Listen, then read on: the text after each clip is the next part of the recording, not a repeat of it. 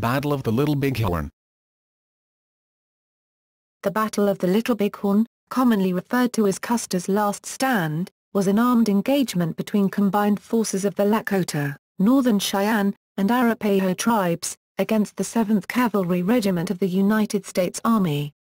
The battle, which occurred on June 25 to 26, 1876, near the Little Bighorn River in eastern Montana Territory, was the most prominent action of the Great Sioux War of 1876.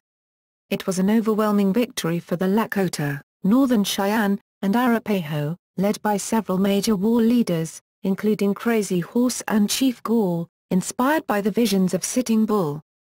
The U.S. 7th Cavalry, including the Custer Battalion, a force of 700 men led by George Armstrong Custer, suffered a severe defeat.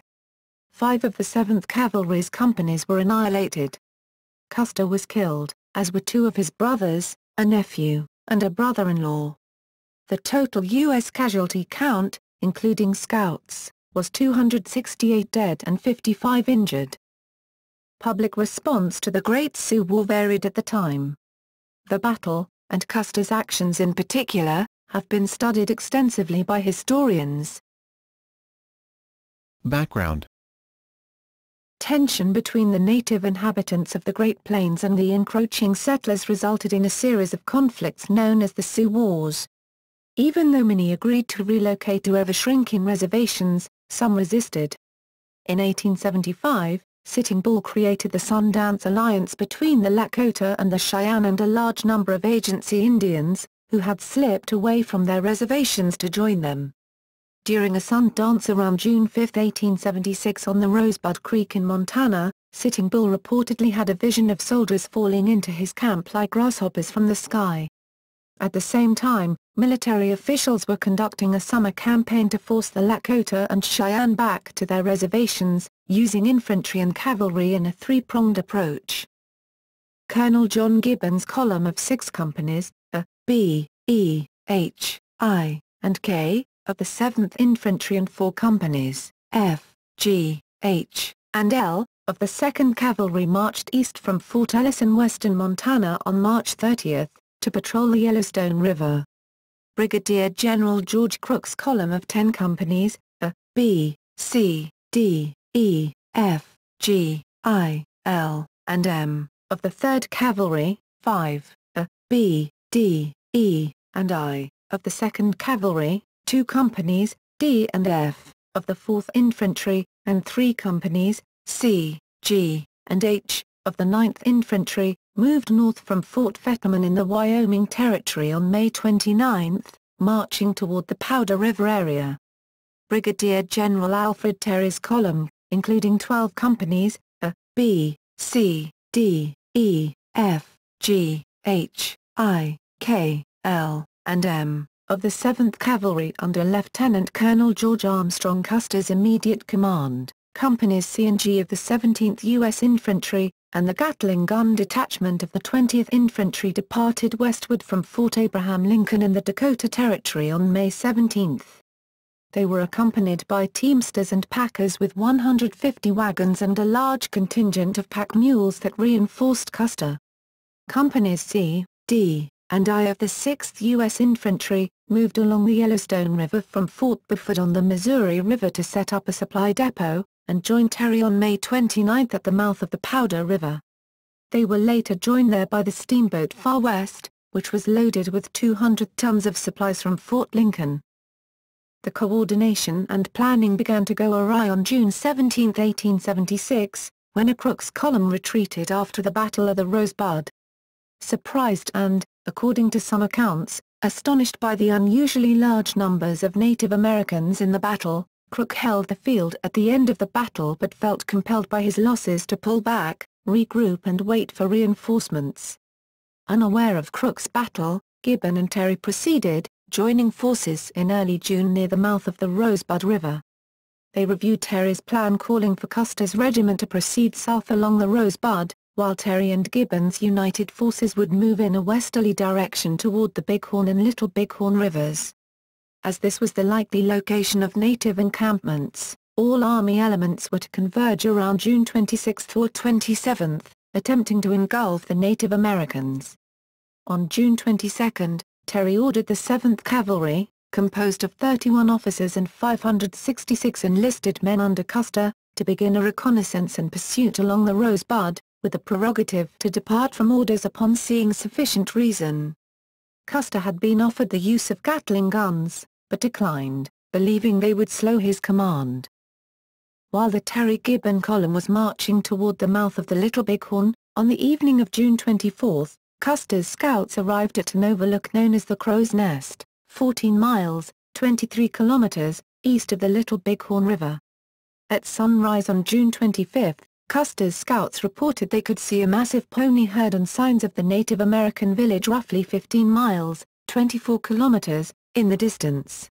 After a night's march, the tired officer sent with the scouts could see neither, and when Custer joined them, he was also unable to make the sighting.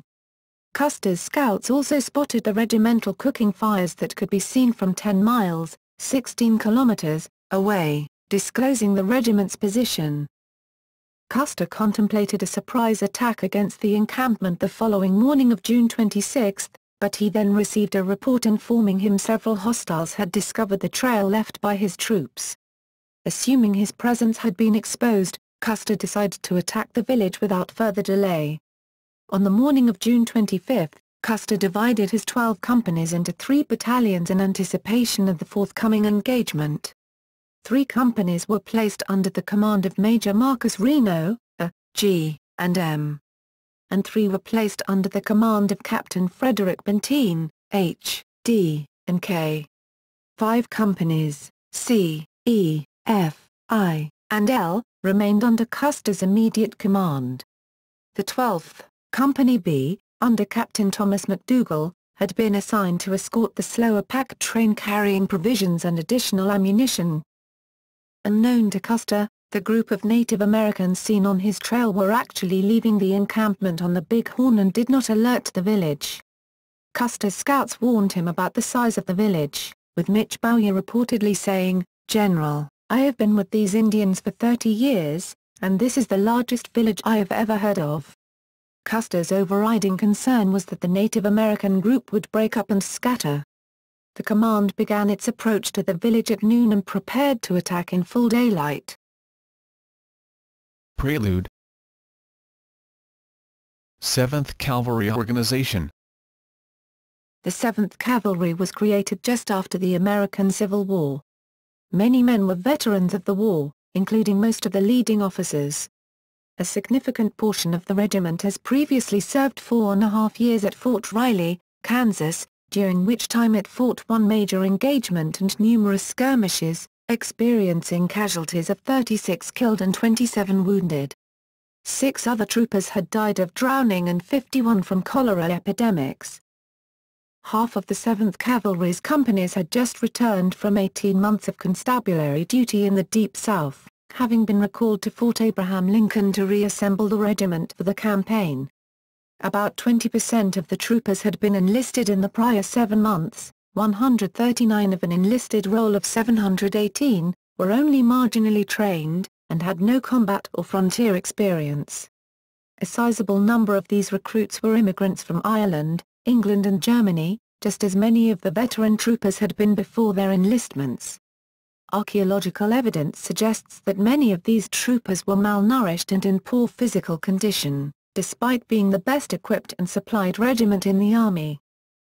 Of the 45 officers and 718 troopers then assigned to the 7th Cavalry, including a second lieutenant detached from the 20th Infantry and serving in Company L, 14 officers, including the regimental commander, Colonel Samuel D. Sturgis, and 152 troopers did not accompany the 7th during the campaign. The ratio of troops detached for other duty, approximately 22%, was not unusual for an expedition of this size, and part of the officer shortage was chronic, due to the Army's rigid seniority system. 3 of the regiment's 12 captains were permanently detached, and 2 had never served a day with the 7th since their appointment in July 1866. 3 second lieutenant vacancies, in E, H, and L companies, were also unfilled. Military assumptions prior to the battle. Number of Indian warriors. As the Army moved into the field on its expedition, it was operating with incorrect assumptions as to the number of Indians it would encounter. The Army's assumptions were based on inaccurate information provided by the Indian agents that no more than 800 hostiles were in the area. The Indian agents based the 800 number on the number of Lakota led by Sitting Bull and other leaders off the reservation in protest of U.S. government policies. This was a correct estimate until several weeks before the battle, when the reservation Indians joined Sitting Bull's ranks for the summer buffalo hunt. However, the agents did not take into account the many thousands of reservation Indians, who had unofficially left the reservation to join their uncooperative non-reservation cousins led by Sitting Bull. The latter were those groups who had indicated that they were not going to cooperate with the U.S. government and live on reservation lands. Thus, Custer unknowingly faced thousands of Indians, in addition to the 800 non-reservation hostiles. All Army plans were based on the incorrect numbers. While after the battle, Custer was severely criticized for not having accepted reinforcements and for dividing his forces, it must be understood that he had accepted the same official government estimates of hostiles in the area which Terry and Gibbon also accepted. Historian James Donovan states that when Custer asked interpreter Fred Gerard for his opinion on the size of the opposition, he estimated the force at between 1,500 to 2,500 warriors. Additionally, Custer was more concerned with preventing the escape of the Lakota and Cheyenne than with fighting them. From his own observation, as reported by his bugler John Martini, Custer assumed the warriors had been sleeping in on the morning of the battle, to which virtually every native account attested later, giving Custer a false estimate of what he was up against. When he and his scouts first looked down on the village from Crow's Nest across the Little Bighorn River, they could only see the herd of ponies. Looking from a hill 2.5 miles, 4.0 kilometers, away after parting with Reno's command, Custer could observe only women preparing for the day, and young boys taking thousands of horses out to graze south of the village. Custer's Crow scouts told him it was the largest native village they had ever seen. When the scouts began changing back into their native dress right before the battle, Custer released them from his command. While the village was enormous in size, Custer thought there were far fewer warriors to defend the village. He assumed most of the warriors were still asleep in their tipis. Finally, Custer may have assumed that in the event of his encountering Native Americans, his subordinate Benton with the pack train would quickly come to his aid. Rifle volleys were a standard way of telling supporting units to come to another unit's aid. In a subsequent official 1879 Army investigation requested by Major Reno, the Reno Board of Inquiry, RCOI, Benton and Reno's men testified that they heard distinct rifle volleys as late as 4:30 p.m. during the battle. Custer had wanted to take a day and scout the village before attacking. However, when men went back after supplies dropped by the pack train, they discovered they were being back-trailed by Indians. Reports from his scouts also revealed fresh pony tracks from ridges overlooking his formation. It became apparent that the warriors in the village were either aware of or would soon be aware of his approach. Fearing that the village would break up into small bands that he would have to chase, Custer began to prepare for an immediate attack. The role of Indian non-combatants in Custer's strategy. Lieutenant Colonel George A. Custer's field strategy was designed to engage non-combatants at the encampments at the Battle of the Little Bighorn, so as to capture women, children, the elderly or disabled, 297 to serve as hostages and human shields. Custer's battalions were poised to ride into the camp and secure non-combatant hostages, and force the warriors to surrender. Author Evan S. Connell observed that if Custer could occupy the village before widespread resistance developed, the Sioux and Cheyenne warriors would be obliged to surrender, because if they started to fight, they would be shooting their own families. 312. Custer asserted in his book My Life on the Plains, published just 2 years before the Battle of the Little Bighorn, that on Custer's decision to advance up the bluffs and descend on the village from the east, Lieutenant Edward Godfrey of Company K surmised. The Sioux and Cheyenne fighters were acutely aware of the danger posed by the military engagement of non-combatants and that even a semblance of an attack on the women and children would draw the warriors back to the village. according to historian John S. Gray. Such was their concern that a feint by CPT. Yates E and F companies at the mouth of Medicine Tail Coulee, Miniconjo Ford, caused hundreds of warriors to disengage from the Reno Valley fight and return to deal with the threat to the village. Custer proceeded with a wing of his battalion, Yates Troops E and F, north and opposite the Cheyenne Circle at a crossing referred to by Fox as Ford D, 176-77, which provided access to the fugitives. 306 Yates's force posed an immediate threat to fugitive Indian families. Gathering at the north end of the huge encampment 299. Custer persisted in his efforts to seize women and children even as hundreds of warriors were massing around Keogh's wing on the bluffs.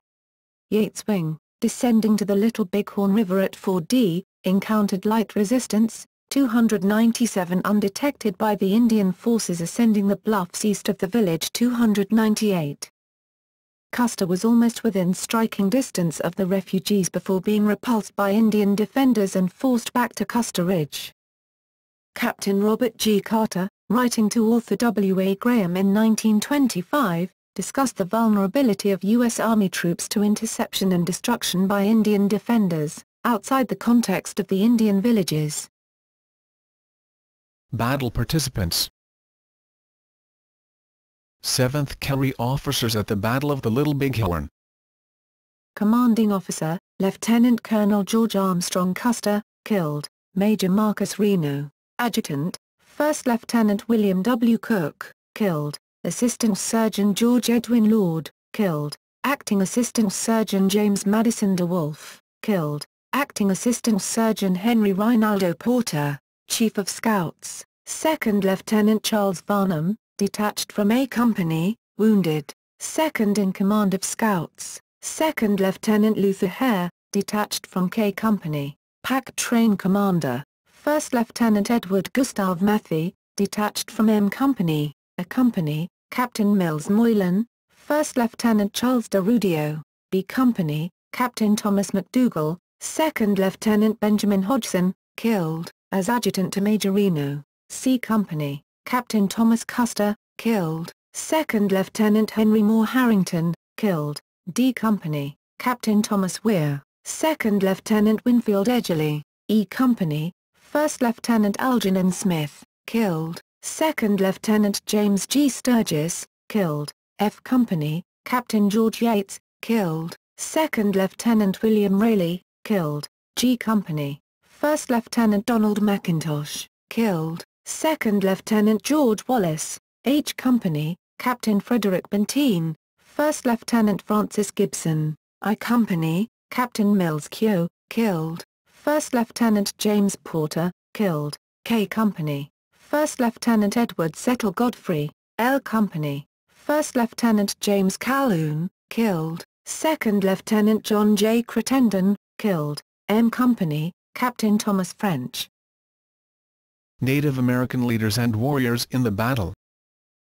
Hunkpapa, Lakota, Sitting Bull, Four Horns, Crow King, Chief Gall, Black Moon, Rain in the Face, Moving Robe Women, Spotted Horn Bull, Iron Hawk, One Bull, Bullhead, Chasing Eagle, Sihosapa, Blackfoot Lakota, Crawler, Kill Eagle, Miniconjo, Lakota, Chief Hump, Black Moon, Red Horse, Makes Room, Looks Up, Lame Deer, Dog with Horn, Dog Black Bone, White Bull, Feather Earring, Flying By, Sam's Arcade, Lakota, Spotted Eagle, Red Bear, Long Road, Cloud Man, Iglala, Lakota, Crazy Horse, He Dog, Kicking Bear, Flying Hawk, Chief Long Wolf, Black Elk, White Cow Bull, Running Eagle, Black Fox 2, Brule, Lakota, Two Eagles, Hollow Horn Bear, Brave Bird, Two Kettles, Lakota, Runs the Enemy, Lower Yanktonai, Dakota,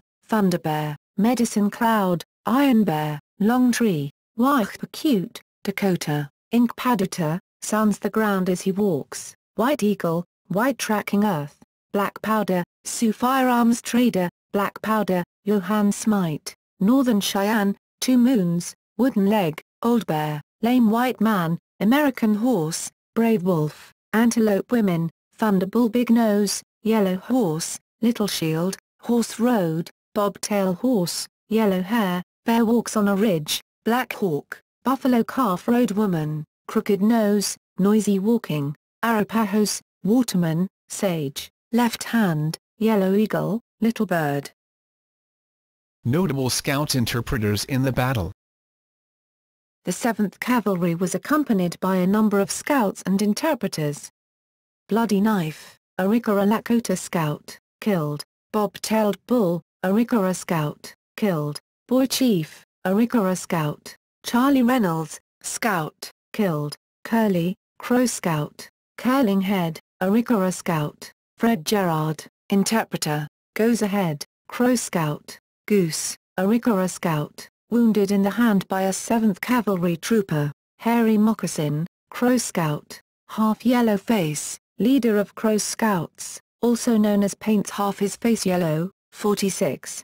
Isaiah Dorman, Interpreter, killed. Little Brave, Arikara Scout, killed. Little Sioux, Arikara Scout. Mitch Bowyer, Scout Interpreter, killed. One Feather, Arikara Scout. Owl, Arikara Scout. Peter Jackson, half Picooney and half Blackfoot brother of William, Scout. Red Bear, Arikara Scout. Red Star, Arikara Scout. Running Wolf, Arikara Scout. Sitting Bear, Arikara Scout. Soldier, Arikara Scout. Strikes the Lodge, Arikara Scout. Strikes 2, Arikara Scout. 2 Moons, Arikara Cheyenne Scout. White Man Runs Him, Crow Scout. White Swan, Crow Scout. Severely Wounded, William Jackson, half Picooney and half Blackfoot Scout. Young Hawk, Arikara Scout. Arapaho participation. Modern-day accounts include Arapaho warriors in this fight, but the 5 Arapaho men were at the encampments only by accident. While on a hunting trip they came close to the village by the river and were captured and almost killed by the Lakota who believed the hunters were scouts for the U.S. Army. 2 Moon, a northern Cheyenne leader, interceded to save their lives. Battle engagements. Reno's attack. The first group to attack was Major Reno's 2nd Detachment, Companies A, G and M, conducted after receiving orders from Custer written out by Lieutenant William W. Cook, as Custer's Crow Scouts reported Sioux tribe members were alerting the village. Ordered to charge, Reno began that phase of the battle.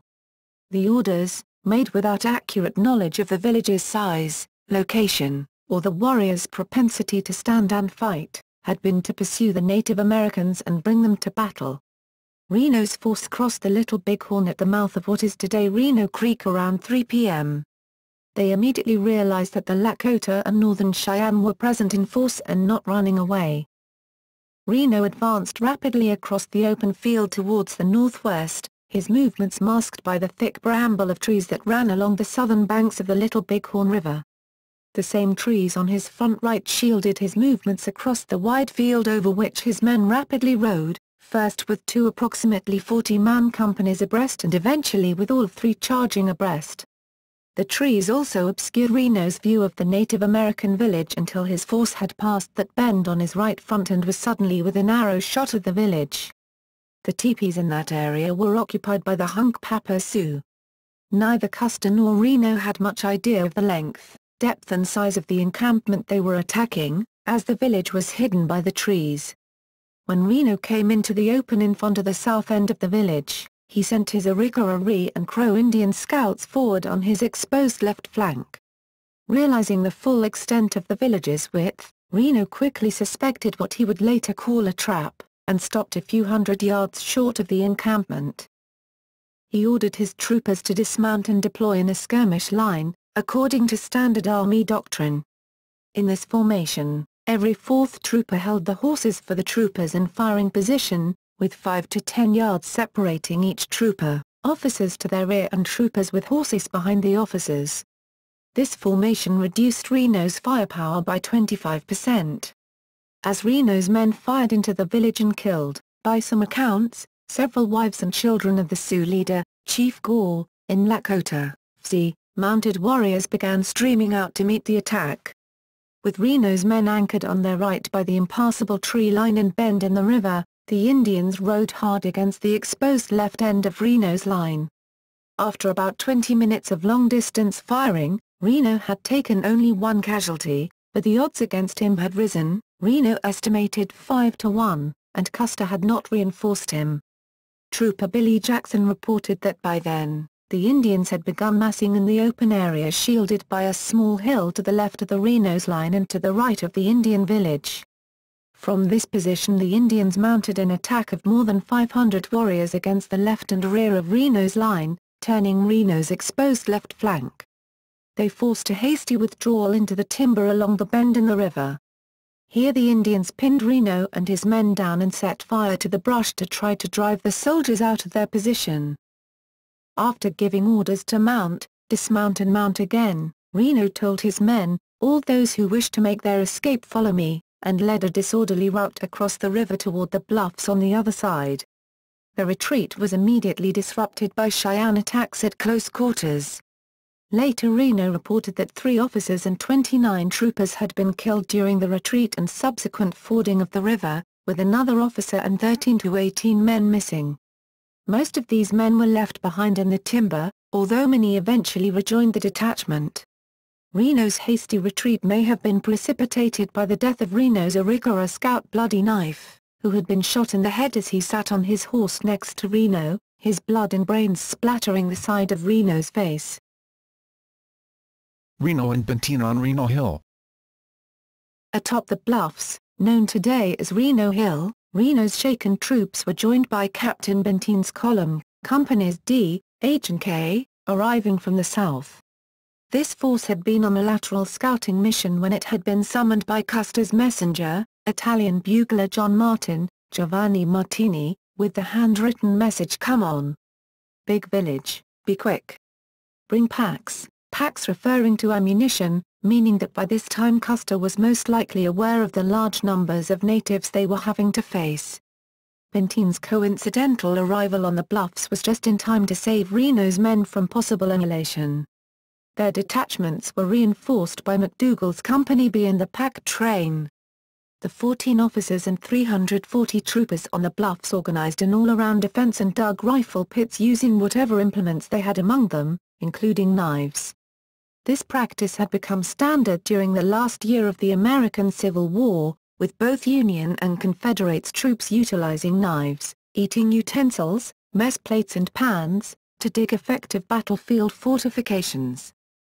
Despite hearing heavy gunfire from the north, including distinct volleys at 4:20 p.m., Benton concentrated on reinforcing Reno's badly wounded and hard-pressed detachment, rather than continuing on toward Custer. Benton's apparent reluctance to reach Custer prompted later criticism that he had failed to follow orders. Around 5 p.m., Captain Thomas Weir and Company D moved out against orders to make contact with Custer. They advanced a mile, to what is today Weir Ridge or Weir Point, and could see in the distance native warriors on horseback shooting at objects on the ground. By this time, roughly 5:25 p.m., Custer's battle may have concluded. The conventional historical understanding is that what Weir witnessed was most likely warriors killing the wounded soldiers and shooting at dead bodies on the last stand hill at the northern end of the Custer battlefield. Some contemporary historians have suggested that what Weir witnessed was a fight on what is now called Calhoun Hill. The destruction of Keogh's battalion may have begun with the collapse of L.I.N.C. Company, half of it, following the combined assaults led by Crazy Horse, White Bull, Hump, Chief Gall and others. 240 other native accounts contradict this understanding, however, and the time element remains a subject of debate. The other entrenched companies eventually followed Weir by assigned battalions, first Benton, then Reno, and finally the pack train. Growing native attacks around Weir Ridge forced all 7 companies to return to the bluff before the pack train, with the ammunition, had moved even a quarter mile. There, they remained pinned down for another day, but the natives were unable to breach this tightly held position.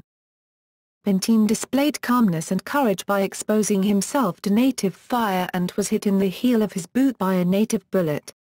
At one point, he personally led a counterattack to push back natives who had continued to crawl through the grass closer to the soldiers' positions. Custer's fight. the precise details of Custer's fight are largely conjectural since none of his men, the 5 companies under his immediate command, survived the battle. The accounts of surviving Indians are conflicting and unclear.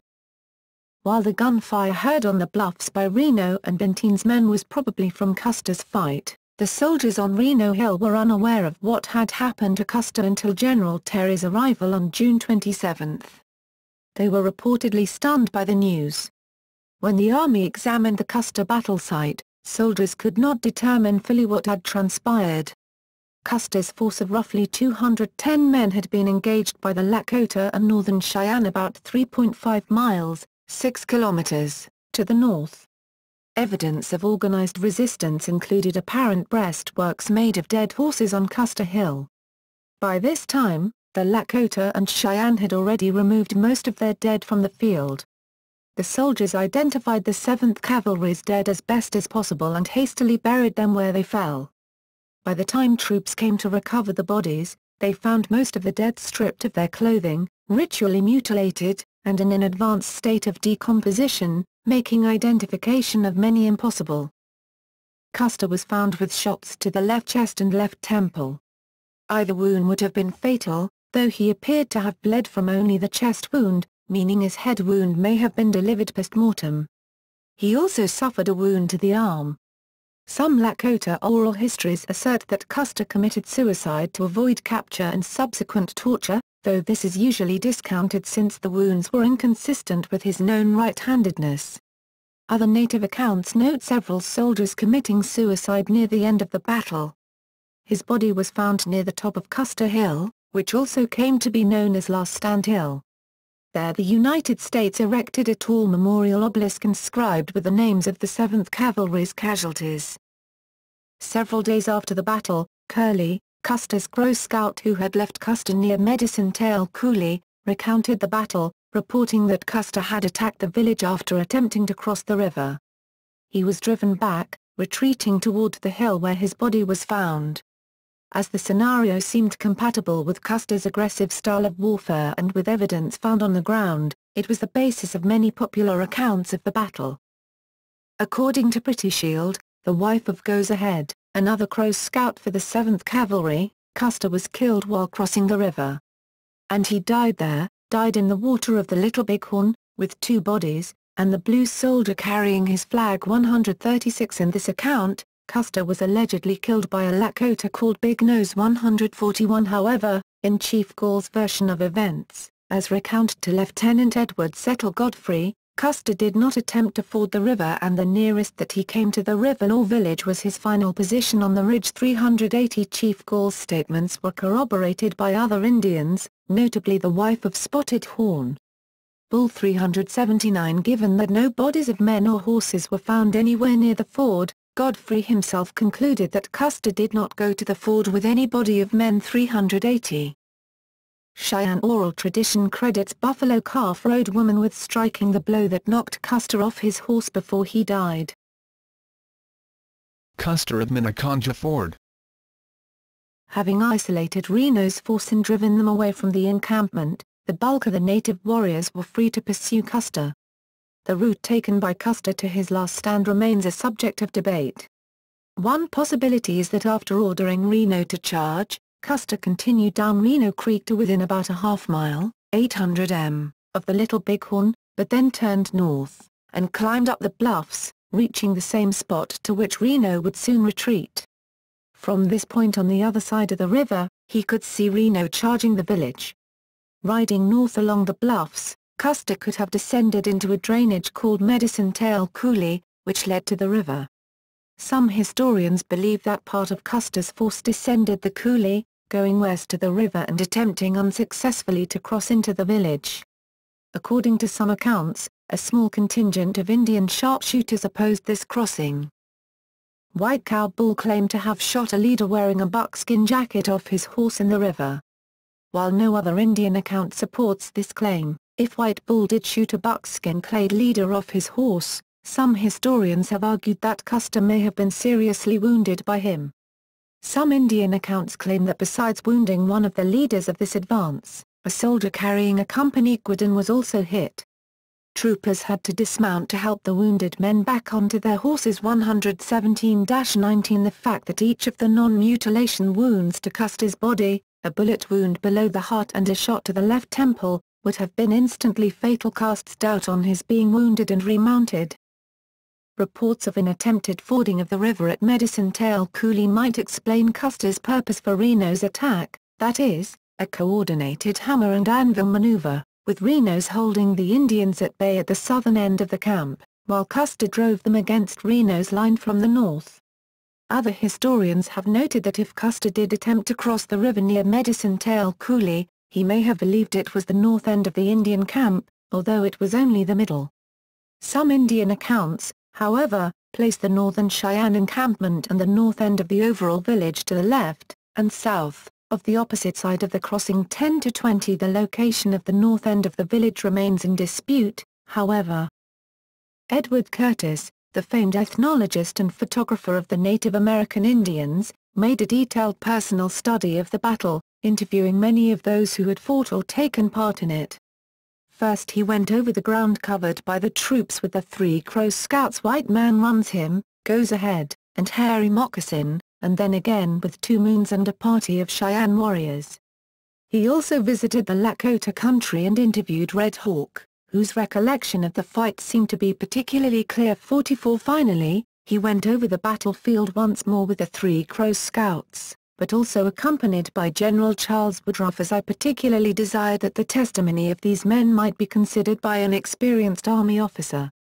Finally, Curtis visited the country of the Arikara and interviewed the scouts of that tribe who had been with Custer's command. 44 Based on all the information he gathered, Curtis concluded that Custer had indeed ridden down the Medicine Tail Coulee and then towards the river where he probably planned to ford it. However, the Indians had now discovered him and were gathered closely on the opposite side. 48 They were soon joined by a large force of Sioux who, no longer engaging Reno, rushed down the valley. This was the beginning of their attack on Custer, who was forced to turn and head for the hill where he would make his famous last stand. Thus, wrote Curtis, Custer made no attack, the whole movement being a retreat. 49 Other views of Custer's actions at Minneconjou Ford. Other historians claim that Custer never approached the river, but rather continued north across the coulee and up the other side, where he gradually came under attack. According to this theory, by the time Custer realized he was badly outnumbered, it was too late to break back to the south where Reno and Benton could have provided assistance. Two men from the 7th Cavalry, the young Crow scout Ashishish, known in English as Curly, and the trooper Peter Thompson, claimed to have seen Custer engage the Indians. The accuracy of their recollections remains controversial, as accounts by battle participants and assessments by historians almost universally discredit Thompson's claim. Archaeological evidence and reassessment of Indian testimony has led to a new interpretation of the battle. In the 1920s, battlefield investigators discovered hundreds of 45 to 70 shell cases along the ridge line, known today as Nye Cartwright Ridge, between South Medicine Tail Coulee and the next drainage at North Medicine Tail, also known as Deep Coulee. Some historians believe Custer divided his detachment into 2, and possibly 3, battalions, retaining personal command of one while presumably delegating Captain George W. Yates to command the second. The 1920s evidence supports the theory that at least one of the companies made a feint attack southeast from Nye Cartwright Ridge straight down the center of the V formed by the intersection at the crossing of Medicine Tail Coulee on the right and Calhoun Coulee on the left. The intent may have been to relieve pressure on Reno's detachment, according to the Crow scout Curly, possibly viewed by both Mitch Bowyer and Custer, by withdrawing the skirmish line into the timber on the edge of the Little Bighorn River. Had the U.S. troops come straight down Medicine Tail Coulee, their approach to the Minneconjou crossing and the northern area of the village would have been masked by the high ridges running on the northwest side of the Little Bighorn River. That they might have come southeast, from the center of Nye Cartwright Ridge, seems to be supported by northern Cheyenne accounts of seeing the approach of the distinctly white-colored horses of Company E, known as the Gray Horse Company. Its approach was seen by Indians at that end of the village. Behind them, a second company, further up on the heights, would have provided long-range cover fire. warriors could have been drawn to the feint attack, forcing the battalion back towards the heights, up the North Fork drainage, away from the troops providing cover fire above.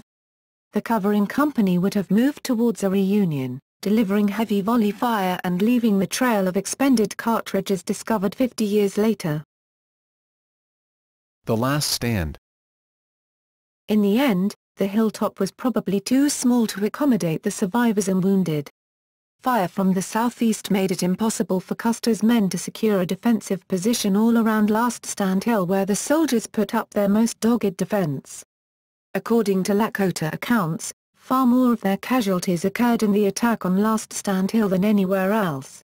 The extent of the soldiers' resistance indicated they had few doubts about their prospects for survival. According to Cheyenne and Sioux testimony, the command structure rapidly broke down, although smaller last stands were apparently made by several groups. Custer's remaining companies, E, F, and half of C, were soon eradicated. By almost all accounts, the Lakota annihilated Custer's force within an hour of engagement.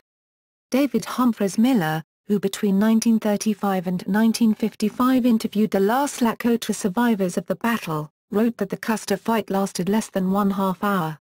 Other native accounts say the fighting lasted only as long as it takes a hungry man to eat a meal. The Lakota asserted that Crazy Horse personally led one of the large groups of warriors who overwhelmed the cavalrymen in a surprise charge from the northeast, causing a breakdown in the command structure and panic among the troops. Many of these men threw down their weapons while Cheyenne and Sioux warriors rode them down, counting coup with lances, coup sticks, and quirts. Some native accounts record this segment of the fight as a buffalo run. Custer's final resistance. Recent archaeological work at the battlefield indicates that organized resistance in the form of skirmish lines probably took place. The remainder of the battle took on the nature of a running fight. Modern archaeology and historical Indian accounts indicate that Custer's force may have been divided into 3 groups, with the Indians attempting to prevent them from effectively reuniting. Indian accounts describe warriors, including women, running up from the village to wave blankets in order to scare off the soldiers' horses. One 7th Cavalry trooper claimed finding a number of stone mallets consisting of a round cobble weighing 8 pounds to 10 pounds with a rawhide handle, which he believed had been used by the Indian women to finish off the wounded. Fighting dismounted, the soldiers' skirmish lines were overwhelmed. Army doctrine would have called for 1 man in 4 to be a horseholder behind the skirmish lines and, in extreme cases, 1 man in 8. Later, the troops would have bunched together in defensive positions and are alleged to have shot their remaining horses as cover. As individual troopers were wounded or killed, initial defensive positions would have been abandoned as untenable. Under threat of attack, the first American soldiers on the battlefield 3 days later hurriedly buried the troopers in shallow graves, more or less where they had fallen. A couple of years after the battle, markers were placed where men were believed to have fallen, so the placement of troops has been roughly construed. The troops evidently died in several groups, including on Custer Hill, around Captain Mills Keogh, and strung out towards the Little Bighorn River. Last breakout attempt by 28 troopers. Modern documentaries suggest that there may not have been a last stand, as traditionally portrayed in popular culture. Instead, archaeologists suggest that, in the end, Custer's troops were not surrounded but rather overwhelmed by a single charge. This scenario corresponds to several Indian accounts stating Crazy Horse's charge swarmed the resistance, with the surviving soldiers fleeing in panic. At this point, the fight would have become a rout with warriors riding down the fleeing troopers and hitting them with lances and coup sticks. Many of these troopers may have ended up in a deep ravine 300 to 400 yards away from what is known today as Custer Hill. At least 28 bodies, the most common number associated with burial witness testimony, including that of Scout Mitch Bowyer, were discovered in or near that gulch, their deaths possibly the battle's final actions. Although the marker for Mitch Bowyer has been accounted for as being accurate through archaeological and forensic testing, it is some 65 yards away from Deep Ravine. Other archaeological explorations done in Deep Ravine have found no human remains associated with the battle. According to Indian accounts, about 40 men made a desperate stand around Custer on Custer Hill, delivering volley fire 284-85. The great majority of the Indian casualties were probably suffered during this closing segment of the battle, as the soldiers and Indians on Calhoun Ridge were more widely separated and traded fire at greater distances for most of their portion of the battle than were the soldiers and Indians on Custer Hill. 282. Aftermath. After the Custer force was annihilated, the Lakota and Northern Cheyenne regrouped to attack Reno and Benton. The fight continued until dark, approximately 9 p.m., and for much of the next day, with the outcome in doubt. Reno credited Benton's leadership with repulsing a severe attack on the portion of the perimeter held by Companies H and M. On June 26, the column under General Terry approached from the north, and the Indians drew off in the opposite direction. The Crow's scout White Man Runs Him was the first to tell General Terry's officers that Custer's force had been wiped out. Reno and Benton's wounded troops were given what treatment was available at that time. 5 later died of their wounds. One of the regiment's 3 surgeons had been with Custer's column, while another, Dr. DeWolf, had been killed during Reno's retreat. The only remaining doctor was Assistant Surgeon Henry R. Porter. News of the defeat arrived in the East as the U.S. was observing its centennial. The Army began to investigate, although its effectiveness was hampered by a concern for survivors, and the reputation of the officers. From the Indian perspective, the aftermath of the Battle of the Little Bighorn had far-reaching consequences. It was the beginning of the end of the Indian Wars, and has even been referred to as the Indians' last stand in the area. Within 48 hours after the battle, the large encampment on the Little Bighorn broke up into smaller groups as the resources of grass for the horses and game could not sustain a large congregation of people. Oglala Sioux Black Elk recounted the exodus this way: "We fled all night, following the greasy grass. My 2 younger brothers and I rode in a pony drag, and my mother put some young pups in with us. They were always trying to crawl out and I was always putting them back in, so I didn't sleep much." The scattered Sioux and Cheyenne feasted and celebrated during July with no threat from soldiers. After their celebrations, many of the Indians slipped back to the reservation, perhaps sensing that the summer of 1876 would be the last of their traditional lifeways. Soon, the number of warriors who still remained at large and hostile amounted to only about 600. Both Crook and Terry remained immobile for 7 weeks after the Bighorn Battle, awaiting reinforcements and unwilling to venture out against the Indians until they had at least 2,000 men. Crook and Terry finally took the field against the Indians in August. General Nelson A. Miles took command of the effort in October 1876. In May 1877, Sitting Bull escaped to Canada. Within days, Crazy Horse surrendered at Fort Robinson. The Great Sioux War ended on May 7 with Miles' defeat of a remaining band of Miniconjo Sioux. As for the Black Hills, the Mannapenny Commission structured an arrangement in which the Sioux would cede the land to United States or the government would cease to supply rations to the reservations. Threatened with starvation, the Indians ceded Pahasapa to the United States, but the Sioux never accepted the legitimacy of the transaction. After lobbying Congress to create a forum to decide their claim, and subsequent litigation spanning 40 years, the United States Supreme Court in the 1980 decision United States v. Sioux Nation of Indians acknowledged the United States had taken the Black Hills without just compensation. The Sioux refused the money offered, and continued to insist on their right to occupy the land. Casualties. Native American casualties. Native American casualties have never been determined and estimates vary widely, from as few as 36 dead, from Native American listings of the dead by name, to as many as 300. The Sioux chief Red Horse told Colonel W. H. Wood in 1877 that the Native Americans suffered 136 dead and 160 wounded during the battle. In 1881, Red Horse told Dr. C. E. McIsney the same numbers, but in a series of drawings done by Red Horse to illustrate the battle, Red Horse drew only 60 figures representing Lakota and Cheyenne casualties. Of those 60 figures, only 30-some are portrayed with a conventional Plains Indian method of indicating death. Many historians do not agree with these categorical numbers, since Native Americans did not keep such statistics. 7th Cavalry Casualties.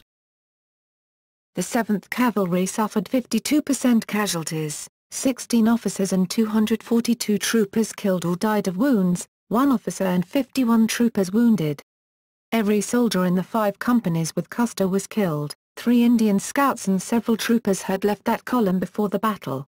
An Indian scout, Curley, was the only survivor to leave after the battle had begun, although for years rumors persisted of survivors. Among the dead were Custer's brothers Boston and Thomas, his brother-in-law James Calhoun, and his nephew Henry Reed. The sole surviving animal reportedly discovered on the battlefield by General Terry's troops was Captain Keogh's horse, Comanche, although other horses were believed to have been taken by the Indians. In 1878, the Army awarded 24 Medals of Honor to participants in the fight on the Bluffs for bravery, most for risking their lives to carry water from the river up the hill to the wounded. Few on the non-Indian side questioned the conduct of the enlisted men, but many questioned the tactics, strategy and conduct of the officers. Indian accounts spoke of soldiers' panic-driven flight and suicide by those unwilling to fall captive to the Indians. While such stories were gathered by Thomas Bailey Markey in a book in the 1930s, it was not published until 1976 because of the unpopularity of such assertions. Although soldiers may have believed captives would be tortured, Indians usually killed men outright and took as captive for adoption only young women and children. Indian accounts also noted the bravery of soldiers who fought to the death. Civilians killed. Boston Custer, brother of George and Thomas, forager for the 7th, Mark Kellogg, reporter, Henry Armstrong Reed, nephew of Custer's, herder for the 7th. Legacy. Reconstitution of the 7th Cavalry, July 1876. Beginning in July, the 7th Cavalry was assigned new officers and recruiting efforts began to fill the depleted ranks. The regiment, reorganized into 8 companies, remained in the field as part of the Terry expedition, now based on the Yellowstone River at the mouth of the Bighorn and reinforced by Gibbon's column.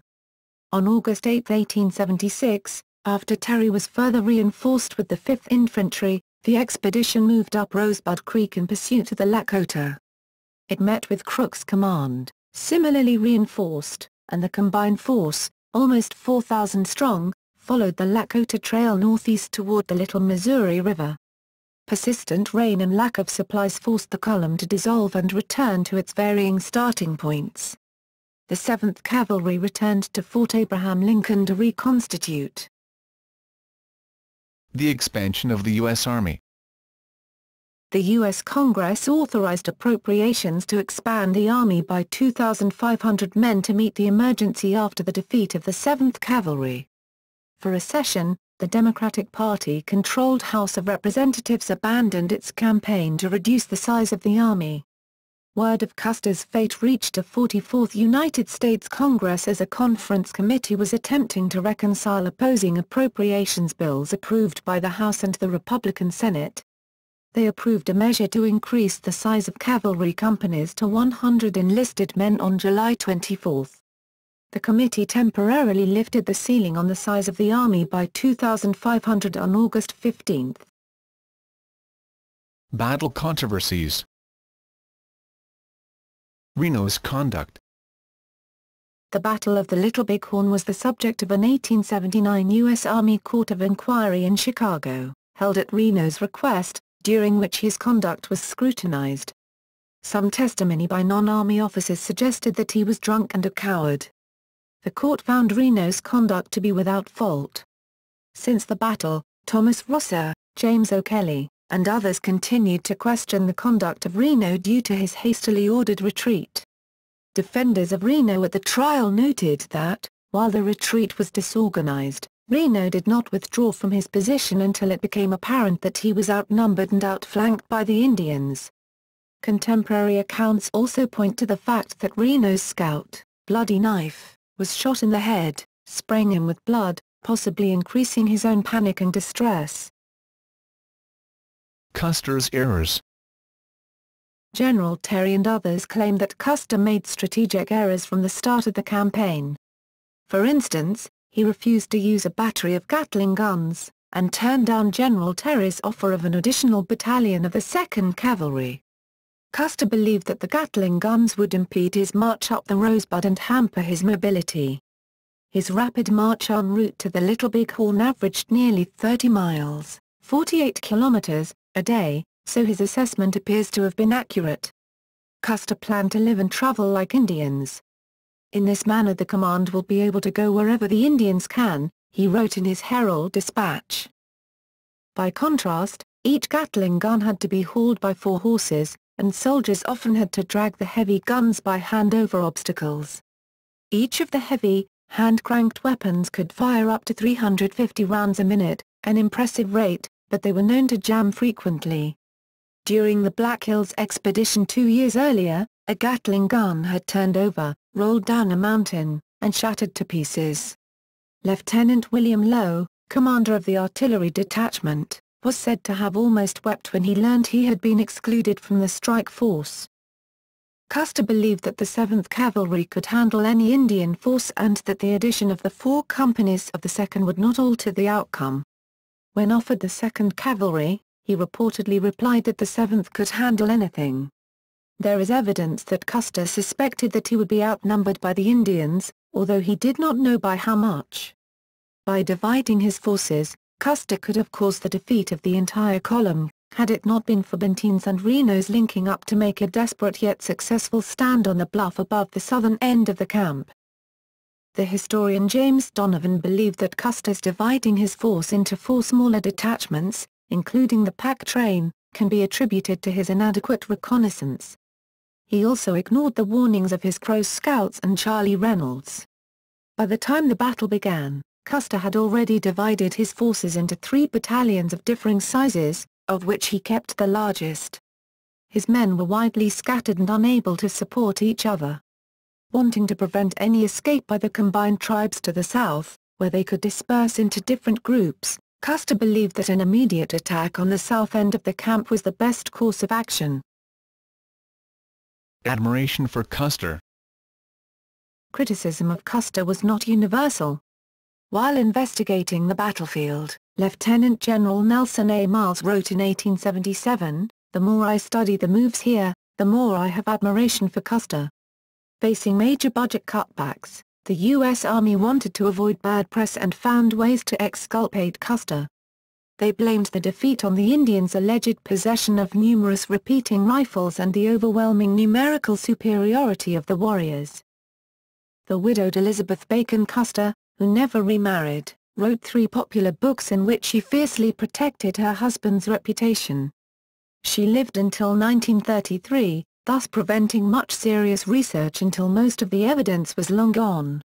In addition, Captain Frederick Whitaker's 1876 book Idealizing Custer was hugely successful. Custer as a heroic officer fighting valiantly against savage forces was an image popularized in Wild West extravaganzas hosted by showman Buffalo Bill Cody, Pawnee Bill, and others. Weapons used at the Battle of the Little Bighorn. Lakota and Cheyenne.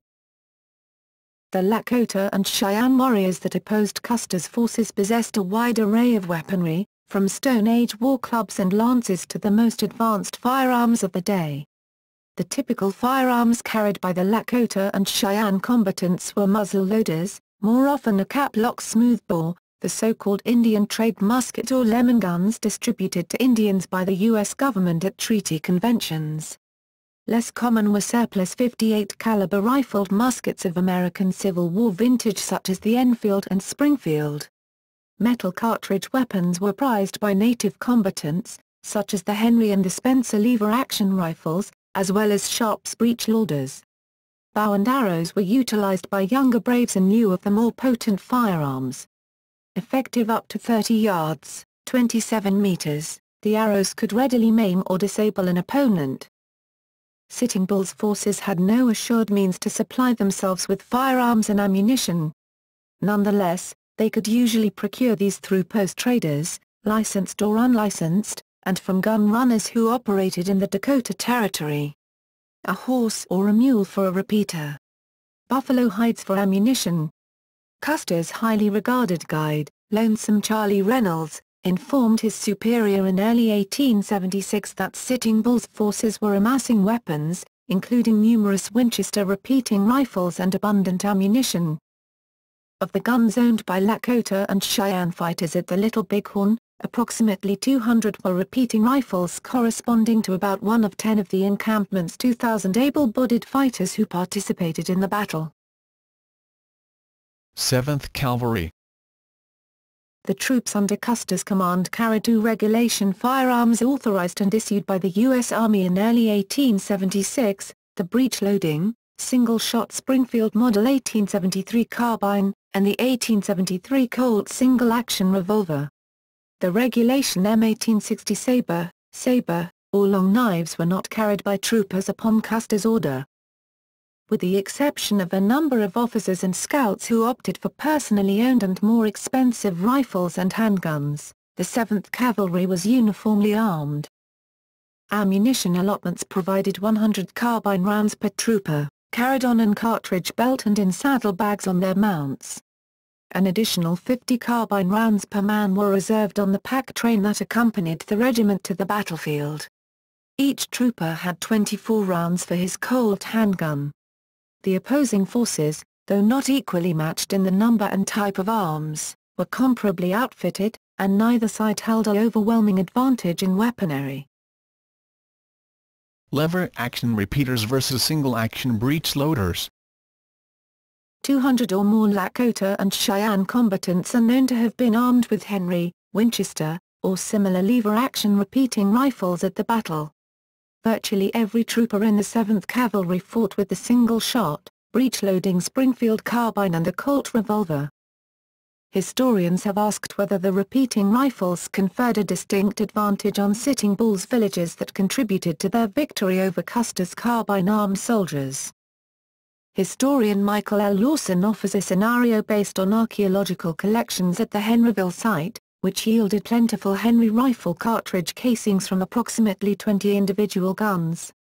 Lawson speculates that, though less powerful than the Springfield carbines, the Henry repeaters provided a barrage of fire at a critical point, driving Lieutenant James Calhoun's L Company from Calhoun Hill and Finley Ridge, forcing them to flee in disarray back to Captain Mills Keogh's 1 Company, and leading to the disintegration of that wing of Custer's battalion. Model 1873 Springfield Carbine in the U.S. Army. After exhaustive testing, including comparisons to domestic and foreign single-shot and repeating rifles, the Army Ordnance Board, whose members included officers Marcus Reno and Alfred Terry, authorized the Springfield as the official firearm for the United States Army. The Springfield, manufactured an A45-70 long rifle version for the infantry and A45-55 light carbine version for the cavalry, was judged a solid firearm that met the long-term and geostrategic requirements of the United States fighting forces. British historian Mark Gallier maintains that U.S. government experts rejected the lever-action repeater designs, deeming them ineffective in the event of a clash with fully equipped European armies, or in case of an outbreak of another American civil conflict. Gallier's analysis minimizes the allegation that rapid depletion of ammunition in lever-action models influenced the decision in favor of the single-shot Springfield. The Indian War, in this context, appears as a minor theater of conflict, whose contingencies were unlikely to govern the selection of standard weaponry for an emerging industrialized nation. The Springfield carbine is praised for its superior range and stopping power by historian James Donovan, and author Charles M. Robinson reports that the rifle could be loaded and fired much more rapidly than its muzzle-loading predecessors, and had twice the range of repeating rifles such as the Winchester, Henry and Spencer. Gallier points out that lever-action rifles, after a burst of rapid discharge, still required a reloading interlude that lowered their overall rate of fire. Springfield breech-loaders in the long run, had a higher rate of fire, which was sustainable throughout a battle. The breech-loader design patent for the Springfield's Erskine S. Allen trapdoor system was owned by the U.S. government, and the firearm could be easily adapted for production with existing machinery at the Springfield Armory in Massachusetts. At a time when funding for the post-war Army had been slashed, the prospect for economical production influenced the Ordnance Board members' selection of the Springfield option. Malfunction of the Springfield Carbine extractor mechanism. The question as to whether the reported malfunction of the Model 1873 Springfield Carbine issued to the 7th Cavalry contributed to their defeat has been debated for years. That the weapon experienced jamming of the extractor is not contested, but its contribution to Custer's defeat is considered negligible. This conclusion is supported by evidence from archaeological studies performed at the battlefield, where the recovery of Springfield cartridge casing, bearing telltale scratch marks indicating manual extraction, were rare. The flaw in the ejector mechanism was known to the Army Ordnance Board at the time of the selection of the Model 1873 rifle and carbine, and was not considered a significant shortcoming in the overall worthiness of the shoulder arm. With the ejector failure in U.S. Army tests as low as 1/300, the Springfield carbine was vastly more reliable than the muzzle-loading Springfields used in the Civil War. Gall addresses the post-battle testimony concerning the copper 45-55 cartridges supplied to the troops, in which an officer is said to have cleared the chambers of spent cartridges for a number of Springfield carbines. This testimony of widespread fusing of the casings offered to the Chief of Ordnance at the Reno Court of Inquiry in 1879 conflicts with the archaeological evidence collected at the battlefield. Field data showed that possible extractor failures occurred at a rate of approximately 130 firings at the Custer battlefield and at a rate of 137 at the Reno-Benton battlefield. Historian Dom Hatch observes that the Model 1873 Springfield, despite the known ejector flaw, remained the standard issue shoulder arm for U.S. troops until the early 1890s. When the copper-cased, inside-primed cartridges were replaced with brass. The Gatling gun controversy. General Alfred Terry's Dakota column included a single battery of artillery, comprising 2 Rodman guns, 3-inch ordnance rifle, and 2 Gatling guns. According to historian Evan S. Connell, the precise number of Gatlings has not been established, ranging from 2 to 3. Custer's decision to reject Terry's offer of the rapid Rife Gatlings has raised questions among historians as to why he refused them and what advantage their availability might have conferred on his forces at the Battle of the Little Bighorn. One factor concerned Major Marcus Reno's recent 8-day reconnaissance in force of the Powder Tongue Rosebud Rivers, June 10 to 18. This deployment had demonstrated that artillery pieces mounted on gun carriages and hauled by horses no longer fit for cavalry mounts, so-called condemned horses, were cumbersome over mixed terrain and vulnerable to breakdowns. Custer, valuing the mobility of the 7th Cavalry and recognizing Terry's acknowledgement of the regiment as the primary strike force, preferred to remain unencumbered by the Gatling guns. Custer insisted that the artillery was superfluous to his success, in that the 7th Cavalry alone was sufficient to cope with any force they should encounter, informing Terry, "The 7th can handle anything it meets." In addition to these practical concerns, a strained relationship with Major James Brispin induced Custer's polite refusal to integrate Brispin's 2nd Cavalry Unit, and the Gatling guns, into his strike force, as it would disrupt any hierarchical arrangements that Custer presided over. Historians have acknowledged the firepower inherent in the Gatling gun. They were capable of firing 350.45-70 caliber rounds per minute. Jamming caused by black powder residue could lower that rate, raising questions as to their reliability under combat conditions. Researchers have further questioned the effectiveness of the guns under the tactics that Custer was likely to face with the Lakota and Cheyenne warriors. The Gatlings, mounted high on carriages, required the battery crew to stand upright during its operation, making them easy targets for Lakota and Cheyenne sharpshooters. Historian Robert M. Utley, in a section entitled "Would Gatling Guns Had Saved Custer?", presents 2 judgments from Custer's contemporaries. General Henry J. Hunt, expert in the tactical use of artillery in Civil War, stated that Gatlings would probably have saved the command, whereas General Nelson A. Miles, participant in the Great Sioux War declared were useless for Indian fighting. Battle survivor claims. Soldiers under Custer's direct command were annihilated on the first day of battle. However, over 120 men and women would come forward over the course of the next 70 years claiming they were the lone survivor of Custer's last stand. The phenomena became so widespread that one historian remarked, had Custer had all of those who claimed to be the lone survivor of his 2 battalions, he would have had at least a brigade behind him when he crossed the Wolf Mountains and rode to the attack. The historian Earl Alonzo Brinnenstall suggested he had collected at least 70 lone survivor stories. Michael Nunnally, an amateur Custer historian, wrote a booklet describing 30 such accounts. It has been said that even Mrs. Libby Custer received dozens of letters from men, in shocking detail, about their sole survivor experience. At least 125 alleged single survivor tales have been confirmed in the historical record as of July 2012. Frank Finkel, from Dayton, Washington, had such a convincing story that historian Charles Keilman believed the alleged survivor, going so far as to write a lengthy defense of Finkel's participation in the battle. Douglas Ellison, mayor of Medora, North Dakota, and an amateur historian, also wrote a book in support of the veracity of Finkel's claim. Most scholars reject Finkel's claim. Some of these survivors held a form of celebrity status in the United States, among them Raymond Hatfield, Arizona Bill Gardner and Frank Tarboe. A few even published their own autobiographies including their deeds at the Little Bighorn. Almost as soon as men came forward implying or directly pronouncing their unique role in the battle, there were others who were equally opposed to any such claims. Theodore Golden, a battle participant who later became a controversial historian on the event, wrote that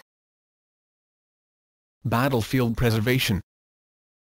The site was first preserved as a United States National Cemetery in 1879, to protect the graves of the 7th Cavalry troopers.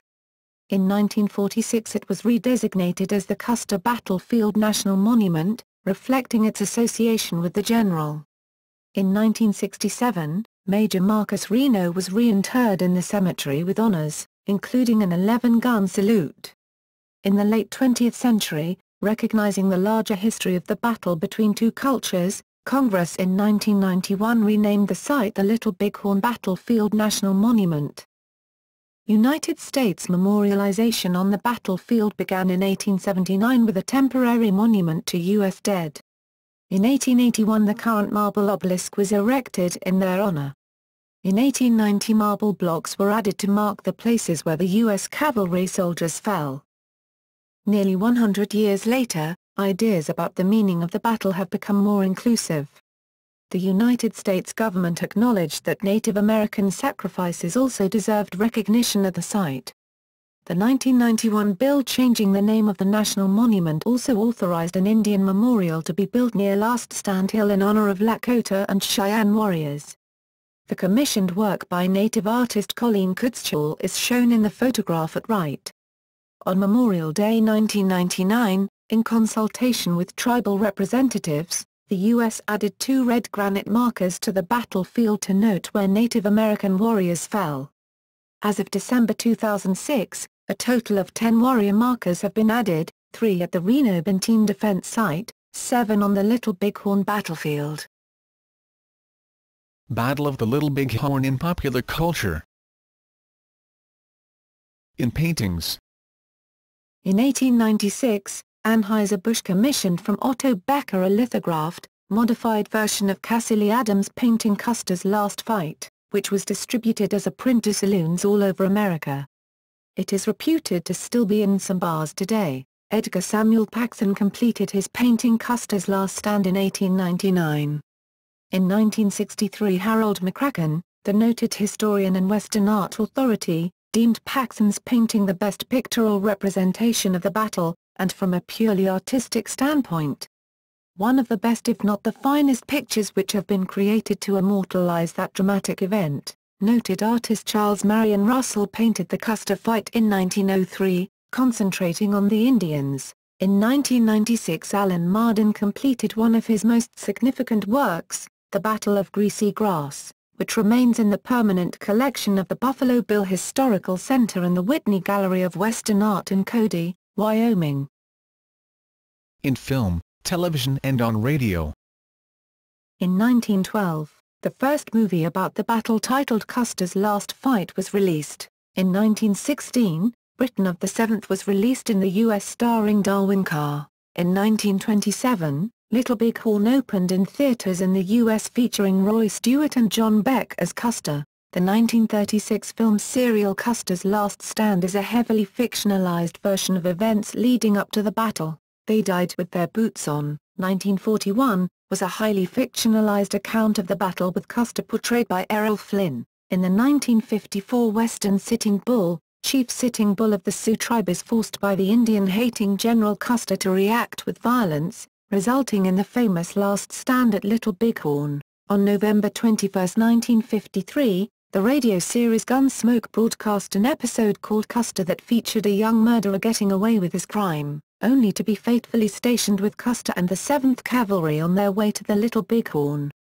It was rebroadcast on September 22, 1957 and also adapted for the television episode that aired on September 22, 1956. In 1956 movie, 7th Cavalry, directed by Joseph H. Lewis, the Captain Benson, Randolph Scott, aide-de-camp of Colonel Custer, comes back to the fort just after the battle and discovers half of the men died. Because he was on leave during the battle, he's seen as a coward by the other soldiers. The 1958 Walt Disney Studios film Tonka is a highly fictionalized history of the horse Comanche that survived the battle. This was the first film to tell the story from the Indian point of view, with a fairly accurate version of the battle taking place near the end of the film. The Comanche episode of Have Gun Will Travel airing May 16, 1959 has Paladin hearing the gunfire in the distance, and arriving at the Little Bighorn shortly after the battle.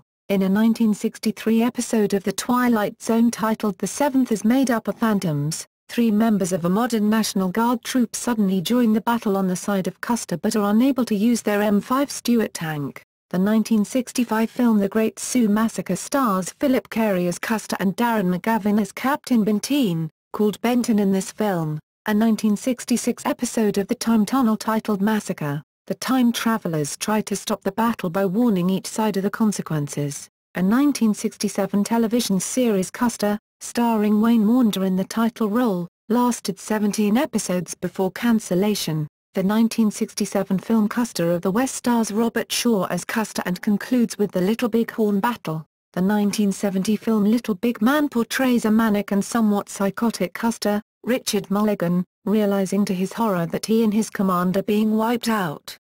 Mulligan later reprised his crazy Custer character in the 1984 film Teachers. The 1977 television film The Court-Martial of George Armstrong Custer, starring James Olsen as Custer, was based on a controversial best-selling novel by Douglas C. Jones in which Custer survives the battle and must explain his actions in court. The television miniseries Son of the Morning Star, based on Evan S. Connell's best-selling book, debuted in 1991.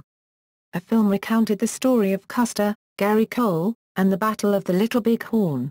The History Bites episode The Truth Is Out There explored the battle via a parody of The X-Files, among other things. The 2005 TV miniseries Into the West included a version of the battle. In 2007 the BBC presented a 1-hour drama documentary titled Custer's Last Stand. In 2011 the BBC broadcast a radio program in which Melvin Bragg, and guests, discussed the battle. In fiction. The 1956 novel The Dice of God written by Hoffman Bney features a fictionalized account of the battle. It was filmed by Levy Gardner Lavin in 1965 as The Glory Guys. The protagonist of Thomas Berger's 1964 novel Little Big Man describes himself as the sole white survivor of the Battle of the Little Bighorn.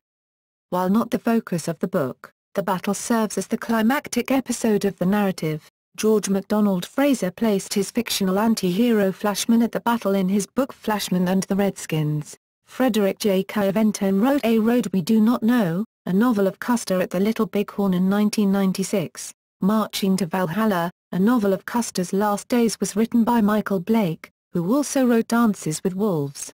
Fictional character Morgan Cain fought under Custer in the book Where the Eagles Die, one of the 83 books in the Morgan Cain book series. The 492nd volume of Italian comic book Tex Willow is based on the battle. In music. In 1960, country singer Johnny Horton released the album Johnny Horton Makes History featuring the song Comanche, the Brave Horse, about the only animal from the American forces to survive the Battle of Little Bighorn. That same year Larry Verne released a comedy hit song titled Please, Mr. Custer, I Don't Want to Go, about a fictitious cavalryman who asked Custer not to join the battle after a nightmare he experienced the night before. This song was later re-recorded by Marty Robbins. The Blaze and Stone album by German power metal band Running Wild includes a song depicting the battle titled Little Bighorn. The Return of the Pride album by rock band White Lion includes a song depicting the battle titled Battle at Little Bighorn. In 1989, British keyboard player Rick Wakeman composed the song Custer's Last Stand, released on his 1988 album The Time Machine. The title track from the Minutemen album The Punchline, 1981, documents the battle in a facetious manner. The song Glory Hunter by heavy metal band Armored Saint from their 1984 album March of the Saint. The song Battle of Little Bighorn by Christian artist and Native American Red Cloud from his album Hawthorne's Most Wanted. The song Trip to Little Bighorn by country artist Marty Stewart from his 2005 album Badlands, Ballads of the Lakota. The British comedian Charlie Drake, June 19, 1925–December 23, 2006, released a single called Mr. Custer in 1960. It was a comedy song concerning a soldier who didn't want to go to Little Bighorn and reached number 12 in the British charts. In video games. The video game Darkest of Days has the player participate in the battle as a soldier under Custer's command. The battle appears as the final level in the campaign of the computer game Age of Empires 3, The War Chiefs, where the player must kill Custer and his troops as part of the Native American Army.